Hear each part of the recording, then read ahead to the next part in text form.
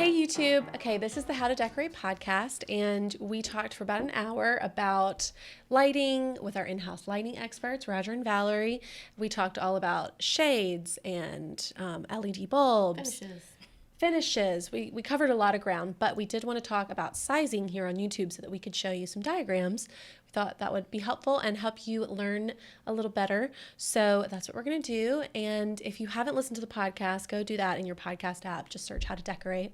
And okay, let's get started. Okay. That's good. Question one? Yes. First question, let's talk about shades. The size of your shade based on the size of your lamp. Are there some guidelines? How do we pick the right one? Have at it. Okay, so in general, when you're talking about width of your shade, you want to pretty much double the size of the base. So if you have an 8-inch base, you want a 16-inch shade. The same kind of idea in proportion goes to the height. So you want the shade should be about 2/3 the height of the fixture. Okay. Right. And sometimes you can be dramatic with a lampshade as well. I mean, you've seen some of the a lot of folks now are into mid-century style, like lamps from the 60s and 50s. And sometimes you want to see what I think they call them barrel shades. You know what a barrel shade is? Like a drum, but it's even more. Yeah. Oh, really? It's really tall. Right. So I've seen that on a very small but a very large base and Yes. heavy. It's got some visual weight to it, but you can put that really tall barrel shade on it. It can be very dramatic. So that's a statement. If you're trying to make a statement, can if make you're a trying statement. to like Your stick to the basics. guidelines Right. and the rules, I would just double your base The old size. 60, of All right, 40. so 2/3. double and Yeah. then 2/3. Yeah. 60-40. Yep. Okay. 60-40. Okay. Got it. Question Thank two. you. Yes. Okay, so what if you're trying to pick a chandelier for your room? How big How should big? it be? Yes. Okay, so I know that the rule here is kind of look at the size of your room. So if it's a 10 by 14 room, you kind of add those numbers together in feet, and your answer 24 would be your diameter of your fixture in inches. But to me, I think that's a little small. So I think, as we were talking about earlier, I think it all has to do with personal preference.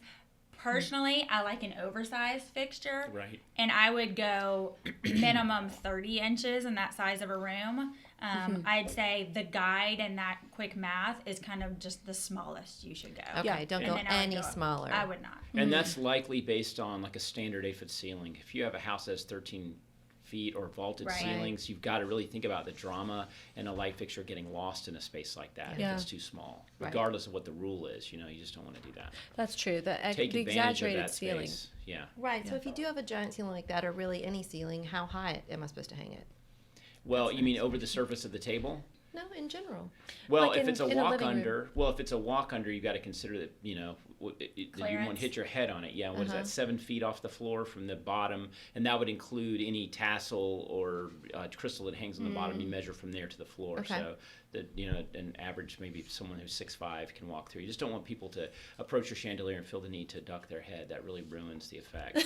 That's a big bummer. Is it weird to hang it higher if I do have a ginormously high cathedral ceiling? Should I be hanging it higher or keep that same rule? My thing is when I'm thinking about lighting's relationship is with the floor or whatever is down where we are on the floor. Where gravity has all of us on the floor, so that's where its relationship is. If you hang a chandelier too high, it becomes disassociated with your decor, and it's like this foreign object floating up there, and it just doesn't gets make lost. sense. And a good example is my sister's house. She had a house with the ceilings were lower. She has a beautiful, I think it's a Schonbeck chandelier. I told you about this, some crystal. It's an amazing looking piece of art. But they moved into their new house 15 years ago, and the ceilings are higher, but they didn't have extra chain. So you've got this gorgeous dining room and this amazing chandelier it's way too high in the room that it's disassociated from her furniture, so it just ruins it. How have you not fixed that for her yet? Because her husband is very precise, and he would if I touched that chandelier, he would probably Family have a stroke. dynamics. Thankfully, my sister won't listen to this podcast. I have a question relating to this. So I have a open concept where my dining table is in my living room space. So it's one long rectangle. I did buy the same chandelier, and I placed it one over the living space and one over the dining table because it's one They match. rectangle. Okay. Yes. But if people hit their head And the living room one, even though there's a coffee table under that same area, Right. Can you hang them at different heights in that one space? Is that that's weird? what I'm kind of getting at. Yeah. Yes. Yes, Ding, you ding, can. ding, ding, ding, Oh. ding. For Yes. sure, because if you have a table, you want it to be, I say 30 to 34 inches. Roger says he likes a little low. I will go as low as 28, depending on Wow. the fixture. So the yeah. rule is 30 to 36. off Yeah. the table. Off this is the the top rule. That's of the your surface table. of the A table, dining to the table. bottom of Yes. the fixture. Yes. Off your dining table. Yeah. So my husband is 6'5", and he's always hitting his head. So we do ours like 34 Right. in a lot of cases because of that. And he also when he's sitting at the dining room table, he wants to be able to see all of our guests and not. He does. have a- How unusual. It's weird, yeah, that way. Yes. He wants to talk to people, but he doesn't want the chandelier kind of like blocking him. Sure. Whereas sometimes Roger likes a little lower because he wants to make it feel a little more intimate. Yeah, I've got a friend, a very dear friend, who is a very good cook. So she has these elaborate dinners at her house, but she has an old 60s, like a pendant chandelier. It's flat like a flying saucer almost. She has that down to the table that when I'm sitting at the table, you're looking across at someone from you, and the chandelier is like the light is right here, but it's Like at your forehead. It's almost For those listening. but it's not. Forehead, But yeah. the table's so big, you're not going to hit your head on it or anything, even when you stand up. But it's just so intimate, and when that light is dimmed down, it's just the food and the surface and the wine and the beautiful dishes. It's very intimate, and I really like that sometimes. But again, it depends on the chandelier. Like if you had a really big chandelier, like a 12 arm that you put over a table, I would bring that chandelier down probably closer to the surface, not to get into sight lines though. I wouldn't want to interfere with that. But I would bring that down to bring it down until you can see it, you can look at it. Yeah, my chandelier is like tapered at the bottom. So I feel like I could probably hang it a little bit low Yeah. because Right. the bottom is really only about like 8 inches. And so it wouldn't be a huge mass in Right. in your sight line. That Whereas makes if you do have something, a lot of chandeliers, because of the arms, are heavy on the bottom. Right. So seems like it would be Yeah, I I would tell someone who difficult. asked me about it, if you were going to buy a new chandelier and you really liked it, and the scale of it wasn't too much where it swallowed your table or something like that, when you install it, before you hook all the wires up, have your installer put the canopy, hook it to the junction box, hang the chain up, and then leave an open link so you can hang the chandelier at different heights and put it as low as you think you can tolerate it. Sit down in your chairs with someone else and look across and get a feeling for it. Because to me, when you hang lighting in your house, it's about an emotion, and maybe not everybody connects to things like that, but you just want to get a feel for it when you sit down at the table. And if it's too low for you, bring it up a little bit. Just go up a link or two and just keep doing that till you get it perfect. Just don't hang it and say, oh, the rule of thumb is 36 inches off the table, I'm done. I just think 3 feet off the table surface is going to be too high in most cases. As a matter of fact, when I saw your pictures of them, she has them beautiful Mila blown glass chandelier Ballards over her table, and I saw it. But as soon as I saw it on Instagram, It's I went, 34 inches and I off went, the as soon as table. I He was saw it, like, I thought to myself, way too tall. why are they hanging that so high? I immediately Because saw it my on husband Insta. is tall. I could see it, don't like it? But she has a tall, and that's a reason you would hang it higher. Of Sure. course, someone lives there. Sure. They don't want to bang their head on If it. we were Hobbit people, we could hang it 25. Anywhere. Or Right. I don't hunched know. over with age like Yeah, me, so then yeah. there you go. All right, so lower. it's somewhere between 24, 28. No. 28. 28 is kind of my rule, 28 yeah. And 36. Yes. Know the rules and then break them. 28 Right, Exactly. and that's right. 36 off the table. Yes. Okay, Yes. got it. And then 7 feet or so from the ground of other areas you're Exactly, walking and I through. think your diagram here that we have on our website says that, doesn't it? 7 feet from the floor. Yeah, from the surface of the Yes, floor. I'm Yes. just following the rules. And you got to Okay. consider the very bottom of the fixture too. If it has a tassel hanging on it, count the tassel. So, in Okay. terms of sizing, especially if we're on the topic of your dining table, how big should your chandelier be in relation to your table? I'm a rule breaker, so let's talk about rules. Yeah, Let's give go us the rule first, let's then break it. straight to the rule.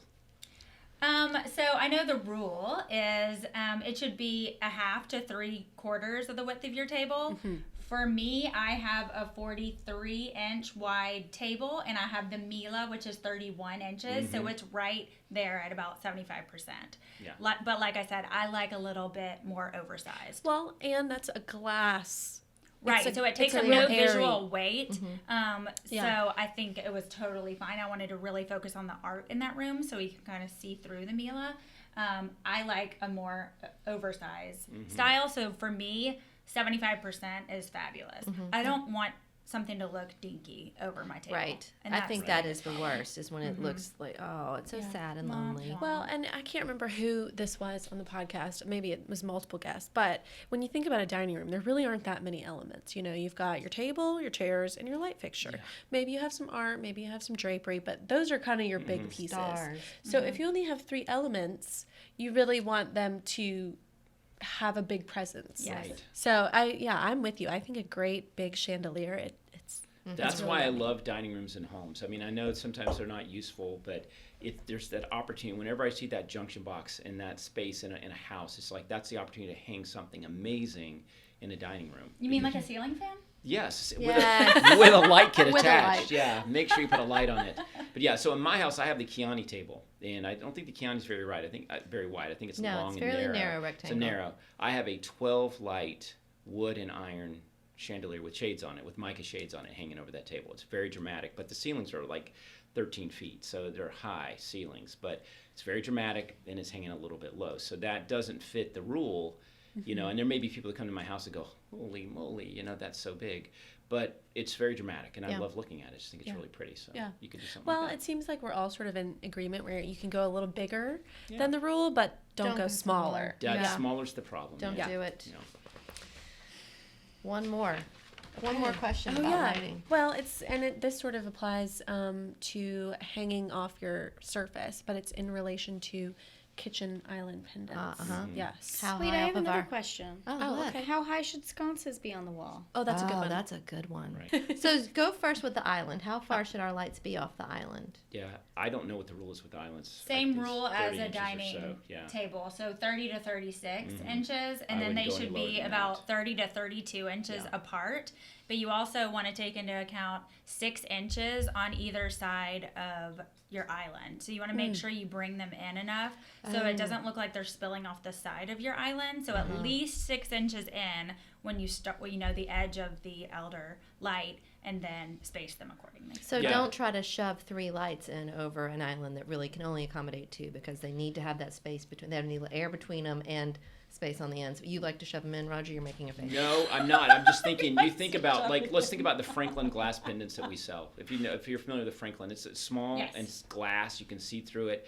There, it doesn't have a lot of visual weight. In a case like that, you might be able to put 3 of them up there. You know, Yes. if you had 3 three junction boxes, you could put 3 across.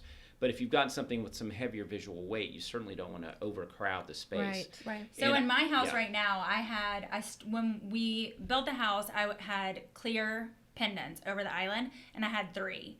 So now I'm switching them Right. over to a oversized lantern, and they take up a lot more visual space. So I just had the junction boxes. I have them all moved, Covered. so we just have 2 now. Right. And I think my husband was like, "What in the world? You're paying an electrician and a drywall and a painter to come out here and take it from 3 light down to 2." But it really does depend on the fixture that you're putting in that space and how much space it's taking up visually.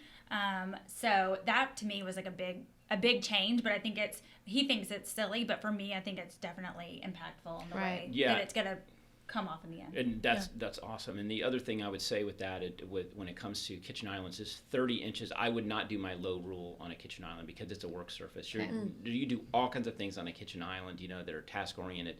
You don't want to have that thing too low and in your face. But again, you can go too high with your pendants as well. You hang them and they don't have any relationship with the granite or the quartz or whatever it is they're on there. It really ruins it. You spend all this money on these beautiful pieces of lighting jewelry, and they're too high off the surface and they ruin it. So I'm sure your lanterns will be perfectly, I'll have you hanging. over to check them. He'll judge you. I'll see them on Instagram. Yes, I'm sure. and Yeah. you will judge me, I Yeah. am sure. But I Yeah. think another thing is about the open space, and especially with a lot of the layout of a lot of homes now, where you have your kitchen opening up right to your living room. Right. Somebody that's sometimes cooking wants to be able to look and see the TV at That's the same right. time. So you also have to look in the relation to how Sight Don't lines. block your Yeah, views know your with sight your lines in pretty your lights. room. And that Yeah. comes from just standing in your kitchen and just look at your sight lines, and then you can determine how high or low or what kind of light you want to choose. Because we have some great options like the Hadley, which is an open iron chandelier. It's got some visual weight to it, but it's fully open. Right, You can see right through that. it. And there's no Yeah. glass, so it's not going to get kitchen grease all That's over the other it. thing is glass. When it comes to Yes. kitchen pendants, even if you don't cook with oil and stuff like that in your house, glass gets filmy. It gets white. So when choosing a fixture, think about, can I get, or my cleaning person get a rag or a towel in there to clean that thing? How easy is it to clean this? If you can get away with no glass, I would That's do no key. glass or shades that come off, so you can wash them in the sink gently and put them back up. Or I have mine have like a frosted. It's That- it's sort of like a hand blown That's good too. look to it, so that it's because It I hides a personally little bit. don't like seeing an open bulb. Right. I really hate that. Right. It's too bright to me, and I don't like. I mean, Like these? well, this is high, and I think if this was down low, it'd bother me. Yeah, I don't know. Maybe I'm weird, but You are. so I like everything to be covered. So since we're, Interesting. Okay. and since we're on the subject of glass, just want to say this because it's another thing I see in people's houses. Just looking at this chandelier, I don't know if you can see this on camera, but they're open Edison bulbs, the loop filament. Clean the bulbs from time to time as well. Take those down or wipe them off with a Windex. Put Windex or a window cleaner on a wet towel. Just go around the bulbs when they're turned off and clean off the film, because they too lack sparkle when they get filmy or dusty, because I can see those bulbs need a little bit of cleaning. Well, and I guess it would probably cover. It would like filter the light a little Sure. Yeah, right. in a bad way. Right. Yeah. All right, so final question. How high Okay. should we hang sconces? Yes. Right? Yes, that was last question. Again, I'm gonna let you do the rule. I don't really know the rule on this one. I mean, I think a lot of sconces are at kind of eyesight in a room, but I think if they're on the side of a bed where you're going to be reading, they're obviously a little bit lower, so they Right. can really focus in Or about over a the mantle, height. it's higher. Right. So I Right. mean, I think it depends on where you're using It's them. what the sconces relate. What is it relating to when you put? 'Cause for me, sconces are my house, but they're. I put sconces in not because they're task lights, because they're dramatic, and they can make like a dark. I love sconces down a hallway and don't have the overheads on, but just have the sconces on the walls. They're really pretty.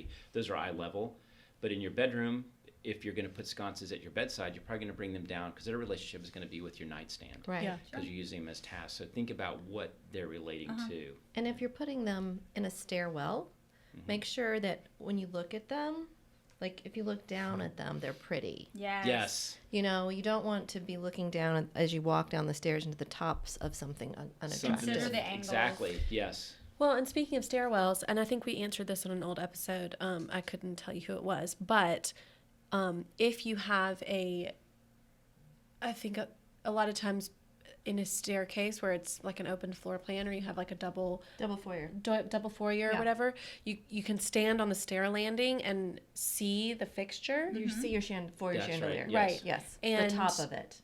Right. And so this designer was saying you don't want it to be fully in the top or fully in the bottom. You don't want to look down. You want it to In the sort middle? of be in the middle. You want to reach Right. out and kind of touch it Yes. so that it's sort of at eye level when you're at the top of the stairs, but then you can see it when you're at the bottom, Yes. I believe. Yeah. One of my best friends just put our Lottie 3-arm Yeah. sconce in her stairway, and it is linear. beautiful. Yeah. The scale of it is just perfect for going up the stairs. I But love that's that. it's a linear chandelier. So what? Has she got a long foyer? It's like just rectangle. a long like hallway going So it up, fits and the so the Yeah. shape of it is great. The 3 arms with the shades on them diffuse the light. She did the It's really sconce nice. or the chandelier? The sconce Oh, going the up the sconce, yeah. stairs on the wall. Beautiful. Pretty. Yeah. Love it. Okay. I think we we covered- yeah. demystified lighting. Yes. All right. Well, Demystified. We put some light on it. Yes. ba-dum, boom. You're not in the dark anymore. He loves the lighting fun. Roger, Valerie, thank y'all so much Yeah, for pleasure. Thank you for schooling asking. us. Yeah. We appreciate it. And if you haven't listened to this episode of the podcast, then go and check it out. You can find it in your podcast app. And we also have uploaded the whole episode on our YouTube channel here. So you can just go down below and find it. All right. Awesome. Thanks so much, guys. We Yeah. appreciate it. Okay. Thank you. Bye.